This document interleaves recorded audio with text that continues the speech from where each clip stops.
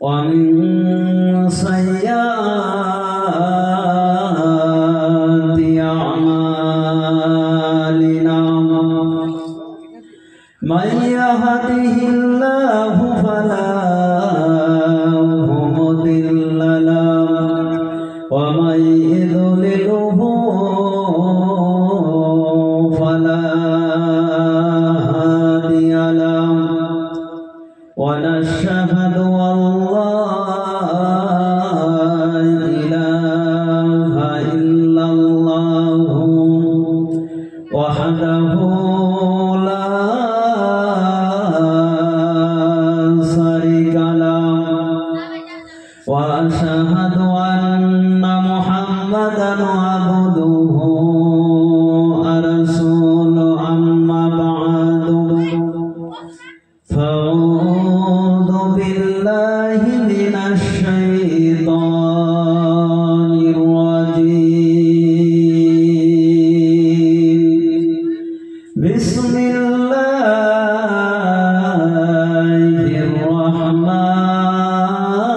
الرحمن الرحيم ولا تهنوا ولا وأنتم الأعلون إن كنتم مؤمنين بسم الله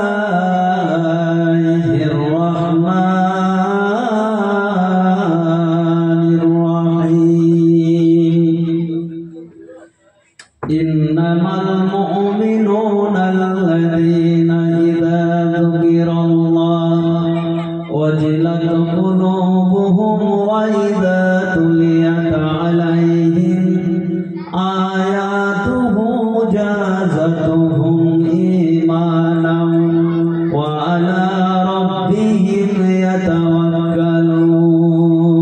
يتوكلون وقال النبي صلى الله عليه وسلم من تشبه بقوم فهو منهم وقال النبي صلى الله عليه وسلم من بنى لله مسجدا بنى الله له بيتا في الجنة أو كما قال عليه الصلاة والسلام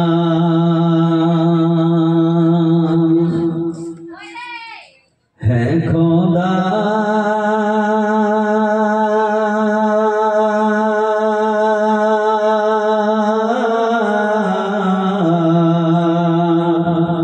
है प्रभु ए सभी तुम्हारो दान ए सभी तुम्हारो दान है खुदा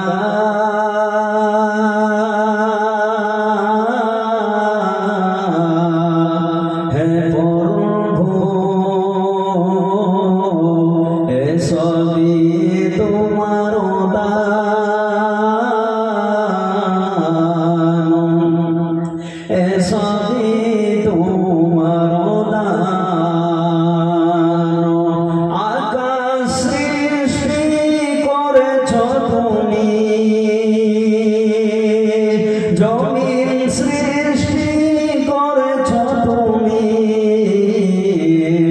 তার মধ্যে অনেকগুলি মাখলুকাত তৈরি করেছ তুমি হে খোদা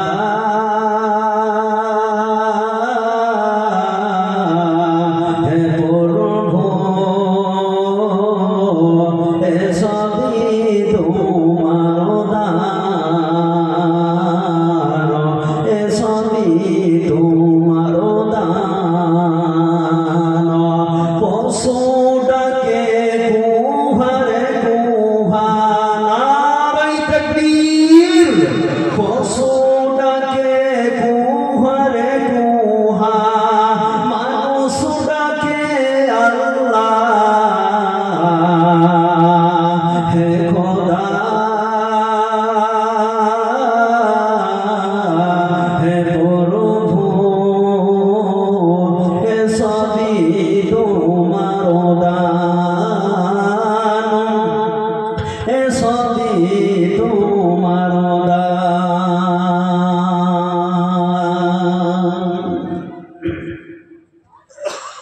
জলসা সম্মানিত সুযোগ্য ও শ্রদ্ধেয় সভাপতি, আমার সামনে বসে থাকা ভাই এবং বন্ধুরা ও আমার পর্দার আড়ালের মা এবং বোনেরা, সমস্ত প্রশংসা কার নামে?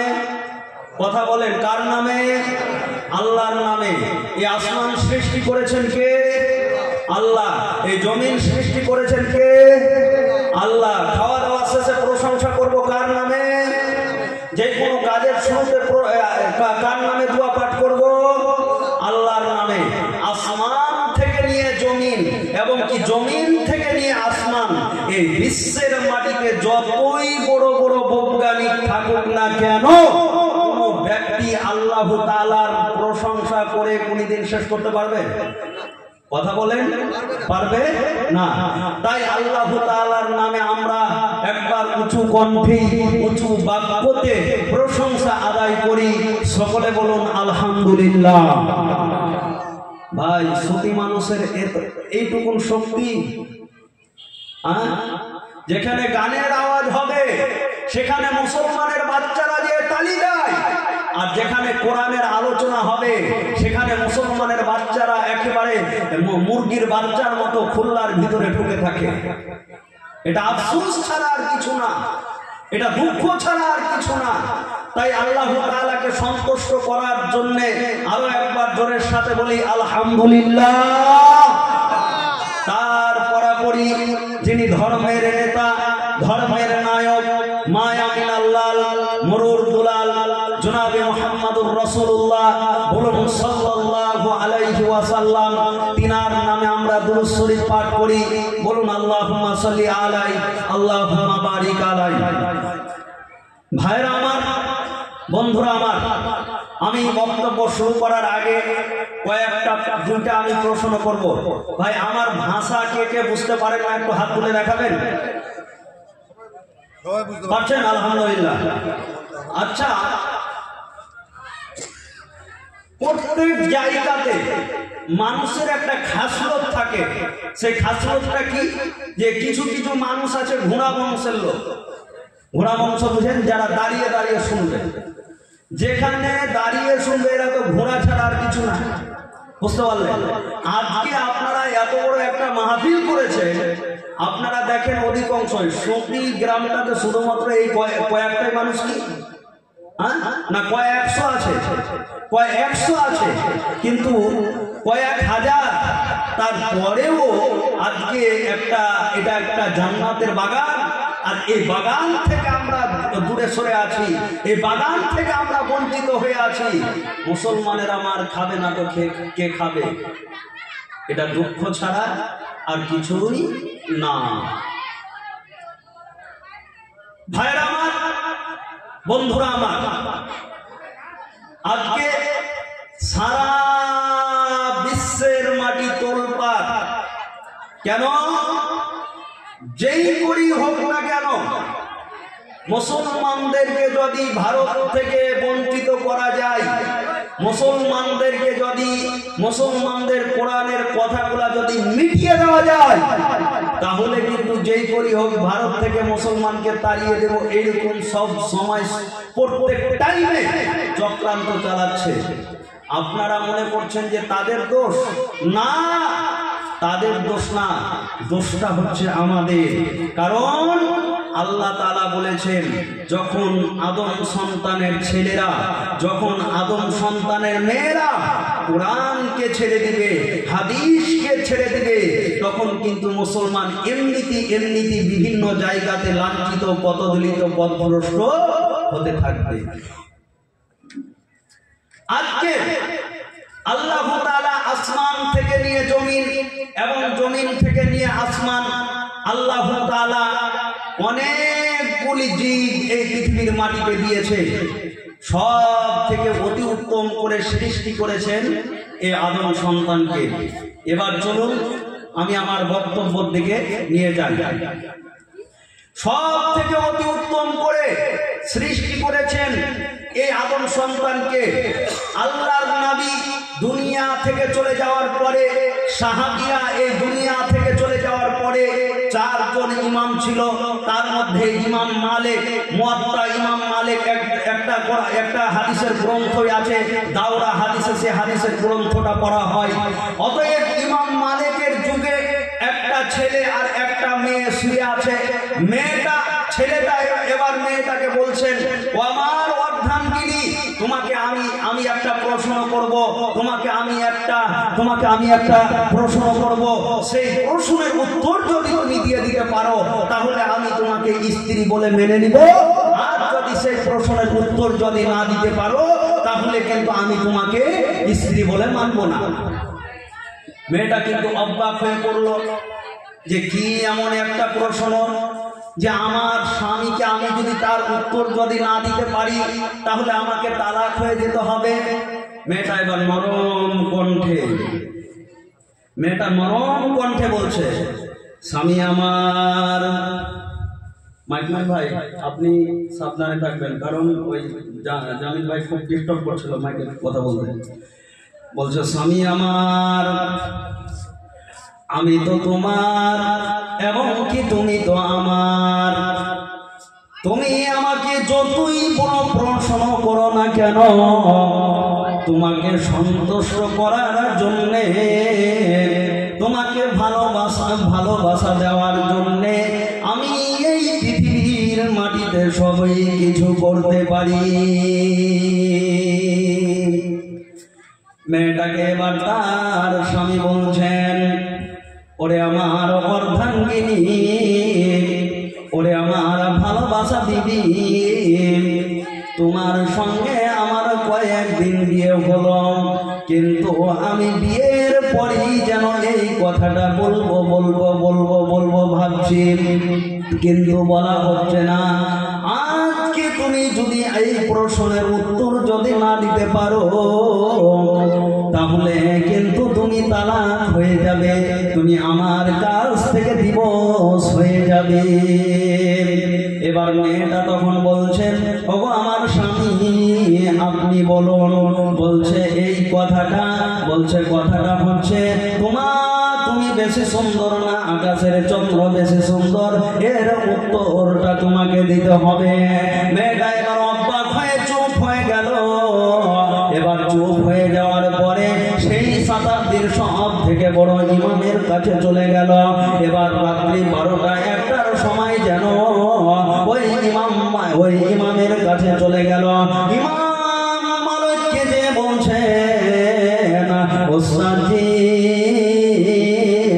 আমি আমার স্বামী চেয়েছিলাম, আমার স্বামী আমাকে হঠাৎ করে বলে দিল, তুমি যদি আকাশের চন্দ্র থেকে যদি না সুন্দর হও তাহলে তুমি তালাক, আপনাকে এর জবাব দিতে হবে, এর উত্তর দিতে হবে।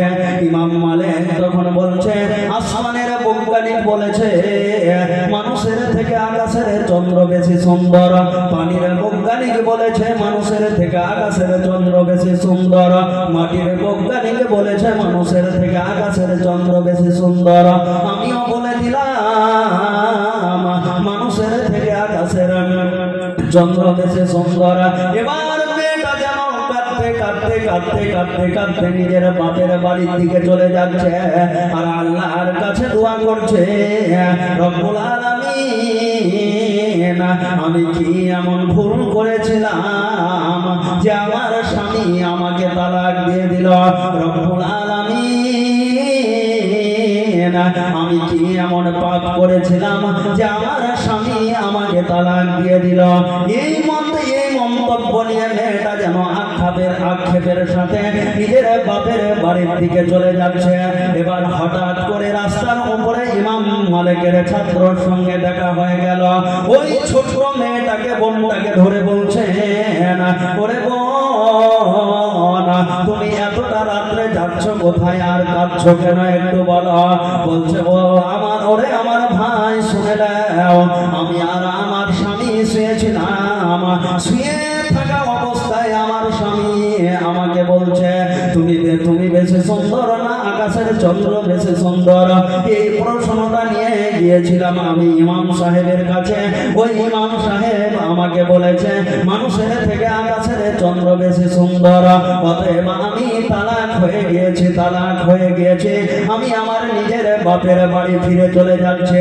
ইমাম মালিকের ছাত্র তখন বলছে ওরে তোমাকে তোমার নিজের বাপের বাড়ি যেতে হবে না, তোমাকে তোমার ভাইয়ের বাড়ি যেতে হবে না, চলো তুমি ফিরে চলো ইমাম মালিকের কাছে।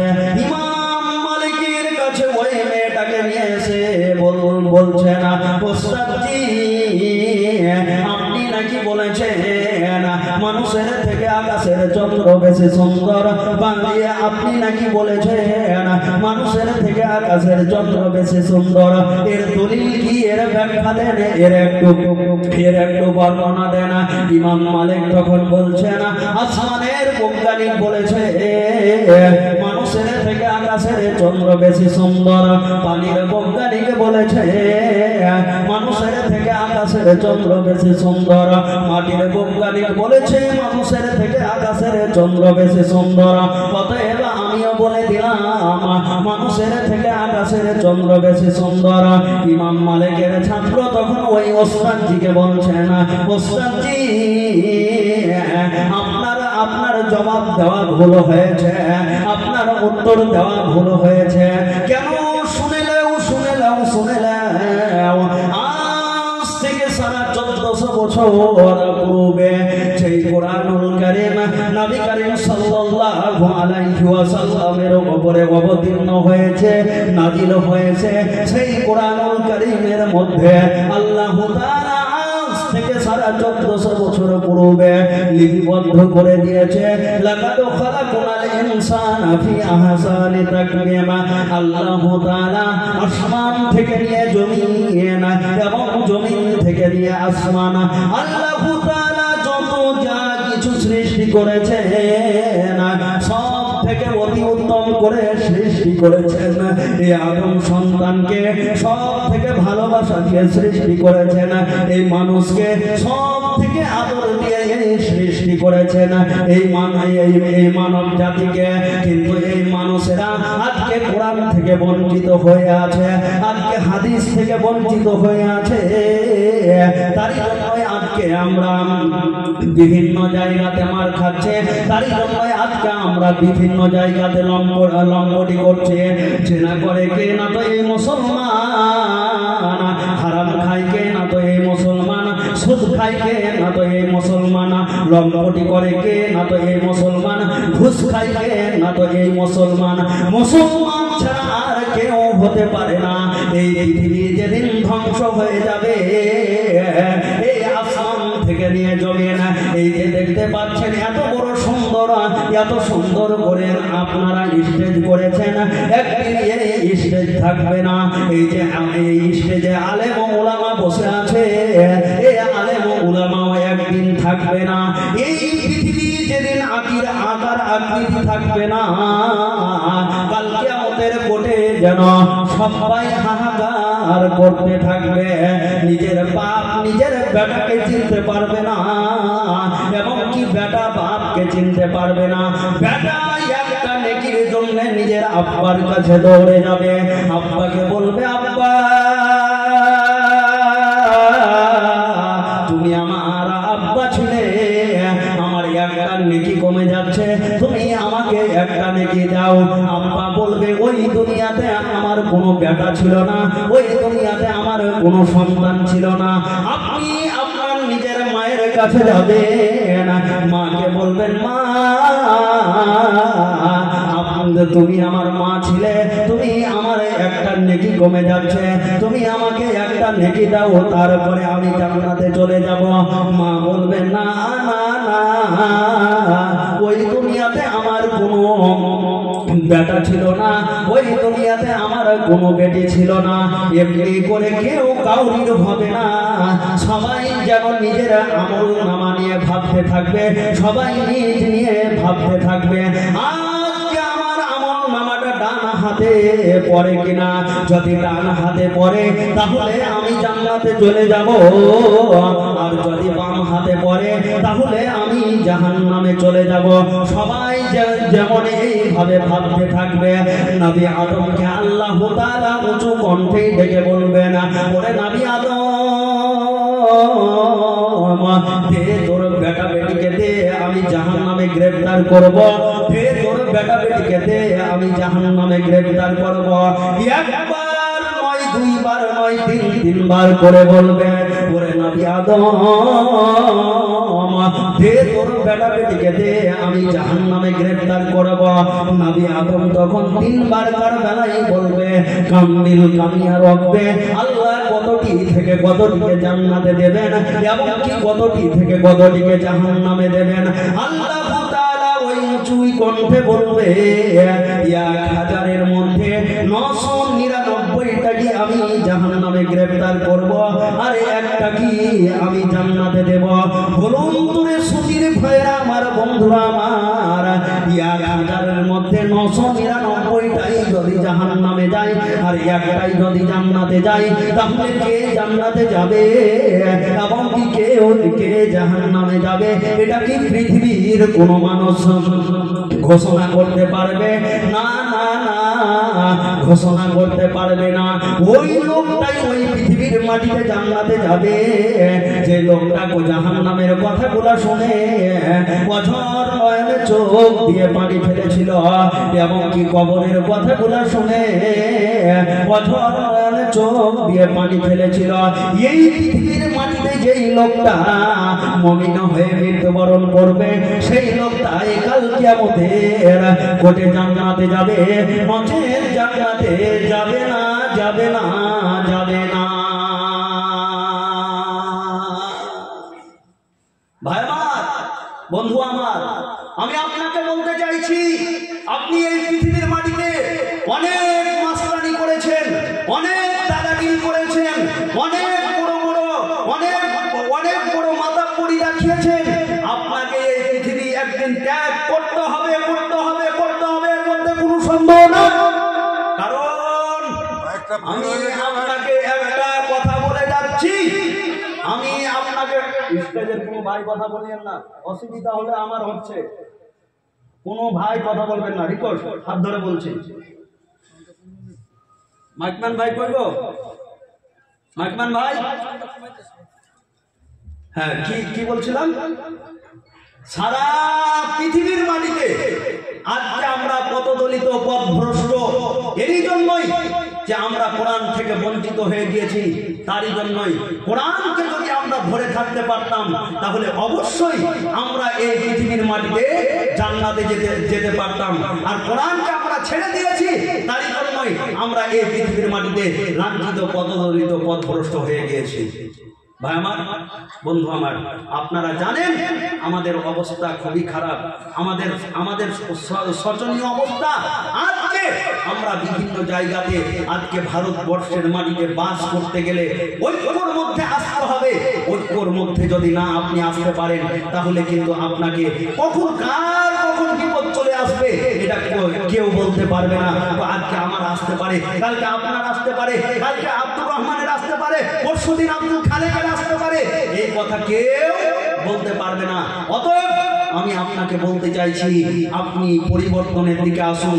আপনি আমার পার্শ্ববর্তী মাওলানা সাহেব খুব সুন্দর একটা ব্যাখ্যা করছিলেন, সূরা ফাতিহা তাফসীর করছিলেন, সুন্দর একটা আয়াত।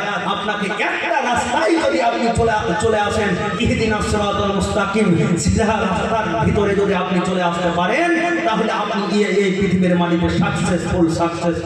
আপনাকে এই পৃথিবীর মাটিতে কেউ ঠেকাতে পারবে না। কারণ আপনাকে আমি বলতে চাইছি, গত 4 দিনকার খবর সোশ্যাল মিডিয়াতে প্রচুর তোলপাড় চলছে।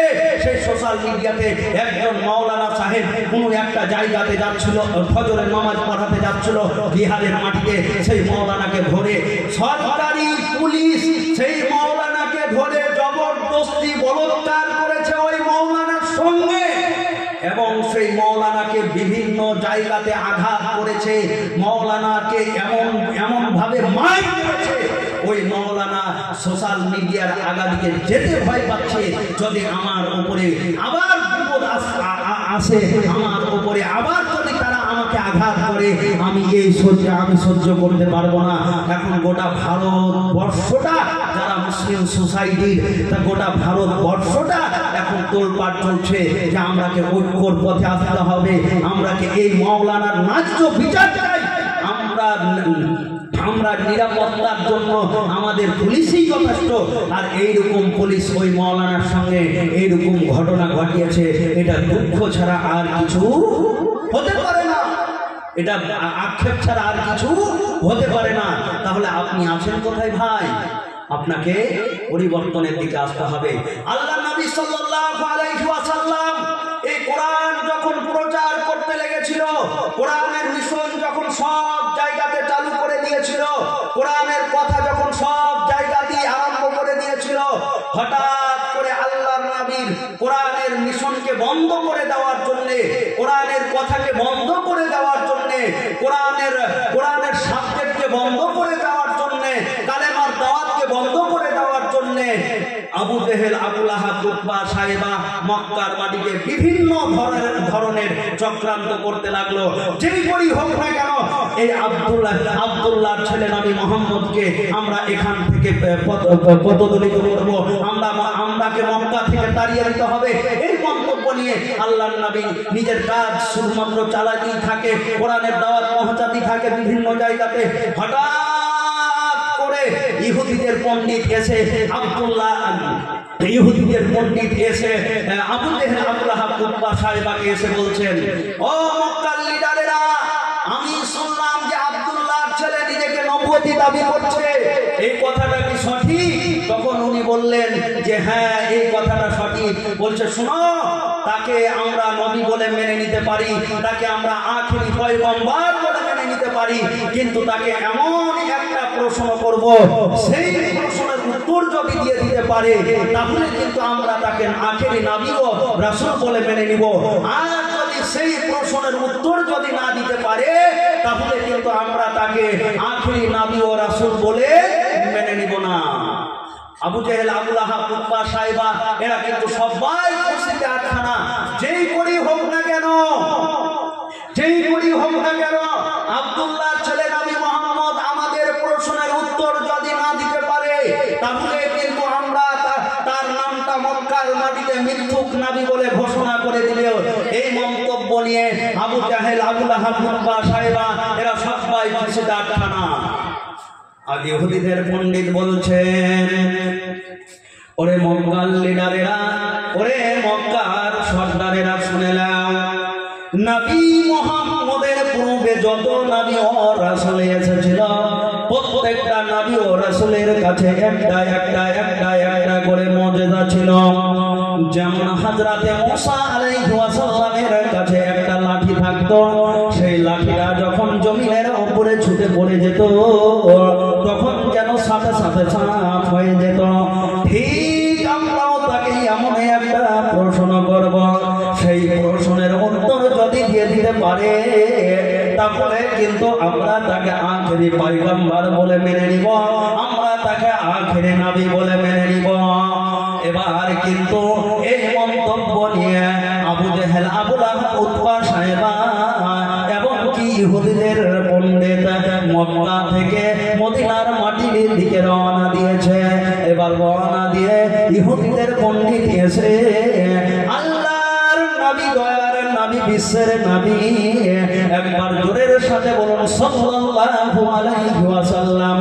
আল্লাহর নবীকে এসে বলছেন, ওগো আল্লাহর নবী, আপনাকে আমরা এমন একটা প্রশ্ন করব, সেই প্রশ্নের উত্তর যদি দিয়ে দিতে পারেন তাহলে কিন্তু আমরা আপনাকে আখিরি নবী ও রাসূল বলে মেনে নিব, আর যদি না পারেন তাহলে কিন্তু আমরা আপনাকে আখিরি নবী বলে মেনে নিব না।